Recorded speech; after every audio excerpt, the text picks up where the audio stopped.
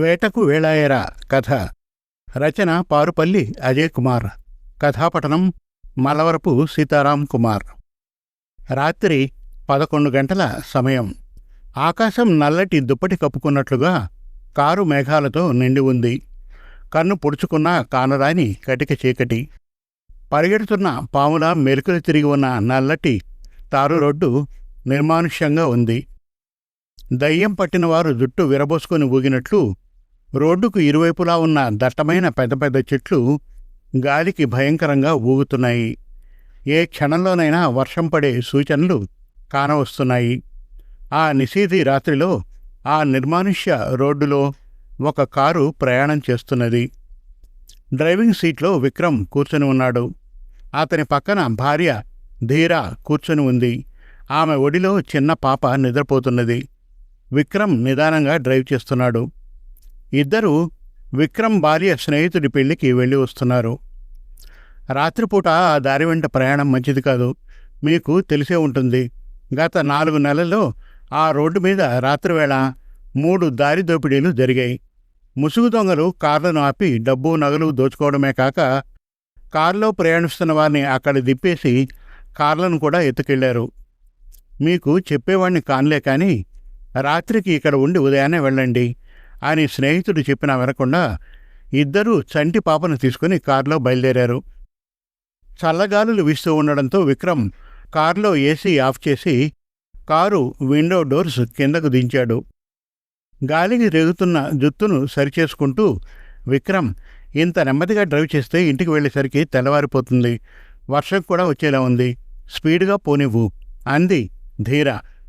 Darling, ఇంత ఆహ్లాదకరమైన వాతావరణం మన ఏసీ గదుల్లో ఉంటుందా?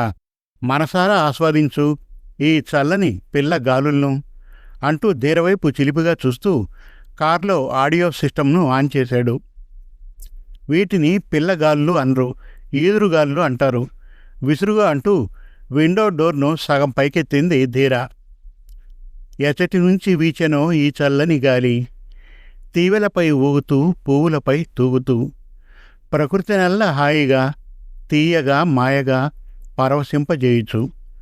సిస్టంలో వస్తున్న పాటకు కారు స్టీరింగ్ మీద లయగా దరువు వేయసాగాడు విక్రమ్. చూసావా, నా మనసు తెలిసినట్లు సిస్టమ్ ఆన్ చేయగానే ఈ పాట వస్తున్నది. పాత పాటలు మన మనసును ప్రశాంతంగా ఉంచుతాయి. ఎక్కువసేపు ప్రయాణిస్తున్నప్పుడు మంచి సంగీతం వినడం వల్ల రిలాక్స్డ్గా ఉంటుంది. డ్రైవ్లో ఆహ్లాదకరమైన అనుభూతిని కలిగిస్తాయి ఈ పాత పాటలు. ధీరవైపు చూస్తూ నవ్వుతూ అన్నాడు. చాలు మహానుభావ, చాలు. ఈ మాటలు ఇప్పటికీ 1001 సార్లు చెప్పావు. మాటలు ఆపి రోడ్డు చూస్తూ డ్రైవ్ చేయి. కొద్దిగా స్పీడ్ పెంచు అంది. ఓకే మేడం, మీ ఆజ్ఞ తప్పక పాటిస్తాను అంటూ విక్రమ్ కారు వేగం ఒక్కసారిగా పెంచేశాడు. 1 నిమిషం గడిచిందో లేదో దూరంగా రోడ్డు పక్కనున్న చెట్టు చాటు నుంచి ఎవరో మనిషి కారుకు అడ్డంగా పరిగెత్తుకుంటూ వచ్చాడు. ధీర ఆ మనిషిని చూస్తూనే విక్రమ్ అని అరిచింది.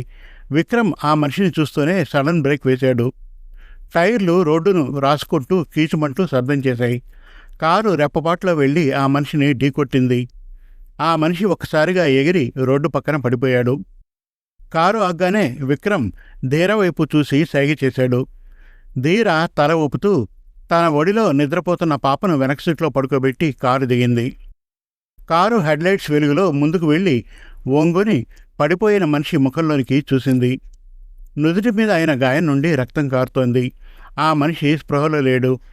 ఆ మనిషి ముక్కు దగ్గర వేలు ఉంచి చూసింది. శ్వాస ఆడుతోంది.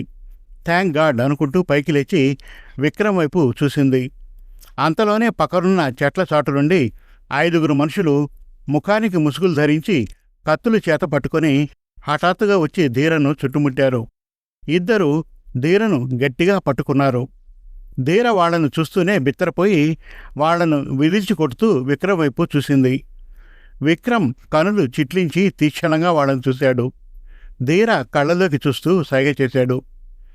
విక్రమ్ కనుసైగను అర్థం చేసుకున్న ధీర, విక్రమ్, డబ్బు నగలు జాగ్రత్త అని అరిచింది. విక్రమ్ కారు స్టార్ట్ చేయబోయాడు. కారు వెంటనే స్టార్ట్ కాలేదు. 2 మనుషులు వచ్చి కారుకు అడ్డంగా నిలబడ్డారు. విక్రమ్ ఒక చేత్తో బ్రీఫ్ కేస్ పట్టుకుని కారు దిగి వెనక్కి తిరిగి పరుగెత్తాడు. అది చూస్తూ ఉన్నే ధీరను చూస్తుండమని ఒకడికి చెప్పి మిగిలిన నలుగురు అతని వెంటపడ్డారు. ధీర తన దగ్గర నిల్చున్న మనిషిని చూసింది. అతను తన సహచరులు వెళ్తున్న వైపు చూస్తున్నాడు. ధీర కుడి చేతిని కత్తిలా చేసి అతని మెడ మీద ఒకే ఒక్క దెబ్బ వేసింది. అతను ఆ ఒక్క దెబ్బకే స్పృహ తప్పి మొదలు నరికిన చెట్టులా బోర్లా పడ్డాడు. ధీర కారులో నుండి తాడు తీసుకువచ్చి కారును ఢీకొని పడిపోయిన మనిషిని, తను పడగొట్టిన మనిషిని కాళ్ళు చేతులు కట్టేసి రోడ్డు పక్కనున్న చెట్ల చాటుకు లాగింది. కారు వెనక డోర్ తెరిచి చూసింది. పాప నిద్రపోతూనే ఉంది. డోర్ మూసి ఫ్రంట్ డోర్ తెరిచి డ్రైవింగ్ సీట్లో కూర్చొని కారును రివర్స్ చేసి విక్రమ్ పరుగెత్తిన వైపుకు పోనిచ్చింది. సెల్ ఫోన్ తీసి పోలీస్ స్టేషన్కు ఫోన్ చేసి లొకేషన్ షేర్ చేసింది. ధీరకు తెలుసు రన్నింగ్లో విక్రమ్ నేషనల్ లెవెల్ ఛాంపియన్ అని. ఉరుములు మెరుపులు మొదలయ్యాయి. మరుపులు తిరిగి ఉన్న రోడ్డు మీద విక్రమ్ జిగ్జాగ్గా పరిగెత్తున్నాడు. ఆ నలుగురు మనుషులు అతన్ని పట్టుకోవాలని అతని వెనకే పరిగెడుతున్నారు. వారు ఎంత వేగంగా పరిగెత్తినా విక్రమ్ను అందుకోలేకపోతున్నారు. గాలి మరింత వేగాన్ని పుంజుకుంది. విక్రమ్ పరిగెడుతూనే కను చివరల నుండి వెనక్కు చూశాడు. కొద్ది దూరంలో ఆ నలుగురు మనుషులు పరిగెత్తుకు వస్తున్నారు. దూరంగా కారు హెడ్లైట్లు కనిపించాయి. ఆ చిమ్మ చీకట్లో రోడ్డు మీద వారిని ఎదుర్కొంటే ఏవైనా వాహనాలు వస్తే ఇబ్బంది అవుతుందని ఆలోచిస్తూ విక్రమ్ తారు రోడ్డు విడిచిపెట్టి రోడ్డు పక్కనున్న చెట్లను దాటుకొని పొలాల్లోకి వెళ్ళాడు. ఆ మనుషులు కూడా అతన్ని తరుముతూ వెళ్లారు. కారు డ్రైవ్ చేస్తున్న ధీర విక్రమ్ మెయిన్ రోడ్ విడిచి పక్కనున్న పొలాల్లోకి వెళ్లడం చూసింది. అక్కడికి వెళ్ళాక కారు రోడ్డు పక్కన ఆపి కారులో ఉన్న రివాల్వర్ను చేతపట్టుకుని తను కూడా అటు పక్కకు పరిగెత్తింది. విక్రమ్ పరిగెత్తడం ఆపి ఎడమ చేతిలో ఉన్న బ్రీఫ్ కేసును వెనక వస్తున్న వాళ్ల వైపు విసిరాడు. వాళ్లు దాన్ని అందుకుని ఆత్రంగా తెరిచి చూశారు. అది ఖాళీ బ్రీఫ్ కేసు. వాళ్లు విస్తుపోయి అతని వైపు చూశారు. వెంటనే వాళ్లు కత్తులతో విక్రమ్ను చుట్టుముట్టి ఎక్కడ డబ్బులు అని అరిచారు. ఇక్కడ అన్న మాటలు వినిపించి నలుగురు వెనక్కి తిరిగి చూశారు. అక్కడ ధీర నిలబడి ఉంది. మెరుపుల వెలుగులో ఆమె చేతిలోని రివాల్వర్ను చూస్తూనే నివ్వెరపోయారు. అదే అదనుగా విక్రమ్ కుడికాలు పైకెత్తి పక్కనున్న ఇద్దరి మీద కరాటే పంచులు విసిరాడు. వారు కింద పడిపోయారు. మిగిలిన ఇద్దరు ఒక్కసారిగా కత్తులతో విక్రమ్పై దాడి చేయాలని చూశారు. ధీర షార్ప్గా రియాక్ట్ అయి రివాల్వర్ను పేల్చి ఇద్దరి చేతుల్ని గాయపరిచింది. ఇద్దరూ లబోదిబోమంటూ కత్తులు వదిలేసి కూలబడిపోయారు. ధీర చూస్తుండగానే ఆ నలుగురు మనుషుల్ని విక్రమ్ స్పృహ తప్పిపోయేలా కొట్టాడు. కారులో ఉన్న తాళ్లు తెచ్చి వాళ్ల కాళ్ళు చేతులు కట్టిపడేశాడు. వారి దగ్గరున్న ఆయుధాలను, వారి జేబుల్లో ఉన్న సెల్ ఫోన్లను స్వాధీనం చేసుకున్నాడు విక్రమ్. ఇద్దరూ తిరిగి కారు దగ్గరికి చేరుకున్నారు. వాతావరణం మరింత చల్లగా తయారైంది. స్టేషన్కు ఫోన్ చేశావా అడిగాడు విక్రమ్. చేశా విక్రమ్, ఈ పాటికి వస్తూనే ఉంటారు అంది ధీర. దూరంగా ఎక్కడో వాన పడుతున్నట్లు మట్టి వాసన ముక్కు పుటాలను తాకింది. చలిగాలికి కొద్దిగా వణుకుతున్న ధీరను కౌగిలిలో పొదుపుకున్నాడు విక్రమ్. ధీర విక్రమ్ వక్షస్థలంపై తల అంచి కళ్ళు మూసుకుంది. ధీర, నీకు ఆ రోజులు ఆ క్షణాలు గుర్తున్నాయా గుసగుసగా అడిగాడు విక్రమ్. ఏ రోజులు ఏ క్షణాలు కళ్ళు మూసుకునే అడిగింది ధీర. మనం మొదటిసారిగా పరిచయం పెంచుకున్న రోజులు, నేను నిన్ను తొలిసారిగా ముద్దు పెట్టుకున్న క్షణం తన్మయత్వంతో అన్నాడు విక్రమ్. ఆ పెను చీకటిలో విక్రమ్ను మరింత గాఢంగా పనివేసుకుని అంది ధీర సిగ్గుపడుతూ. ఇద్దరిలో గతకాలపు జ్ఞాపకాలు మదిలో మెదిలాయి. విక్రమ్ ధీరాలు డిగ్రీలో క్లాస్మేట్స్ అయినా ముఖపరిచయం తప్ప ఇద్దరి మధ్య పెద్దగా మాటలు ఉండేవి కావు. విక్రమ్ కాలేజీలో స్పోర్ట్స్ ఛాంపియన్, ఎన్సీసీ ఎన్ఎస్ఎస్లలో చురుగ్గా పాల్గొనేవాడు. విక్రమ్ ఒకరోజు బ్యాంక్ పని మీద స్టేట్ బ్యాంకు వెళ్ళాడు. బ్యాంకు పని ముగించుకుని బయటకు వస్తున్నాడు. సత్యనారాయణ చేతిలో క్యాష్ బ్యాగ్తో అప్పుడే బ్యాంకు నుండి బయటకు వచ్చి దూరంగా పార్క్ చేసిన తన బండి దగ్గరకు నడవసాగాడు. దూరం నుంచి ఒక వ్యక్తి అది గమనించి అతన్నే ఫాలో అవుతున్నాడు. ఇద్దరి మధ్య 5 అడుగుల దూరం మాత్రమే ఉంది. చుట్టూ ఉన్న పరిసరాలను నిశ్చితంగా గమనించే అలవాటున్న విక్రమ్ అది చూస్తూనే జరగరానిది ఏదో జరగబోతున్నదని అలర్ట్ అయ్యాడు. తను కూడా వాళ్ళనే ఫాలో అయ్యాడు. స్పీడ్గా నడిచి వాళ్ళని దాటి 10 అడుగులు ముందుకు వేశాడు. ఓరకంట వెనక్కు చూస్తూ నడుస్తున్నాడు విక్రమ్. ఒక బైక్ వచ్చి సత్యనారాయణను ఫాలో అవుతున్న వ్యక్తి పక్కన ఆగింది. ఫాలో అవుతున్న వ్యక్తి బైక్ ఎక్కాడు. బైక్ నడుపుతున్న వ్యక్తి బైక్ను సత్యనారాయణ పక్కన ఆపి సార్, ఈ అడ్రస్ ఎక్కడో చెబుతారా అని ఒక కాగితాన్ని చూపించాడు. సత్యనారాయణ కాగితంలోకి దృష్టి సారించేసరికి వెనక ఉన్న వ్యక్తి క్యాష్ బ్యాగ్ను లాక్కొని సత్యనారాయణను వెనక్కు నెట్టాడు. సత్యనారాయణ కింద పడబోయి నిలదొక్కుని దొంగ దొంగ అంటూ పెద్దగా అరిచాడు. బైక్ ఒక్కసారిగా స్పీడ్ అందుకుని ముందుకు దూకింది. విక్రమ్ రోడ్డు పక్కనే ఉన్న ఒక ఎండిపోయిన చెట్టు కొమ్మను తీసుకుని ముందుకు దూసుకు వస్తున్న బైక్ ముందు చక్రానికి గురి చూసి విసిరాడు. ఆ దెబ్బకు బైక్ బ్యాలెన్స్ తప్పి పక్కకు పడిపోయింది. చుట్టూ జనాలు పోగయ్యారు.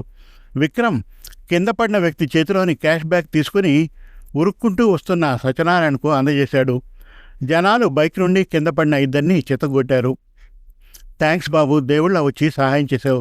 లేకపోతే 10 లక్షలు పోగొట్టుకునేవాడిని ఈరోజు. నా పేరు సత్యనారాయణ, ఎంఆర్ఓ ఆఫీసులో పనిచేస్తున్నా అన్నాడతను. నా పేరు విక్రమ్ అండి, డిగ్రీ చదువుతున్నా అన్నాడు విక్రమ్. చుట్టూ చేరిన జనాల్లో ఎవరో పోలీసులకు ఫోన్ చేశారు. పోలీసులు వచ్చి వాళ్ళిద్దరినీ స్టేషన్కు తీసుకెళ్తూ సత్యనారాయణ, విక్రమ్లను వచ్చి రిపోర్ట్ ఇవ్వమన్నారు. విక్రమ్ స్టేషన్లో ఉండగా ధీర అక్కడికి వచ్చింది. ధీరను చూపిస్తూ, మా అమ్మాయి ధీర అన్నాడు సత్యనారాయణ. ధీరకు విక్రమ్ను చూపిస్తూ, ఇతను విక్రమ్, ఈరోజు మన డబ్బులు దొంగల పాలు కాకుండా కాపాడింది ఇతనే అంటూ జరిగింది చెప్పాడు. ఇద్దరూ ఒకరినొకరు చూసుకుని చిరునవ్వుతో హలో అని పలకరించుకున్నారు. ధీర విక్రమ్తో థ్యాంక్స్ అని తండ్రి వైపు తిరిగి, నాన్న, మేమిద్దరం క్లాస్మేట్స్మి అంది.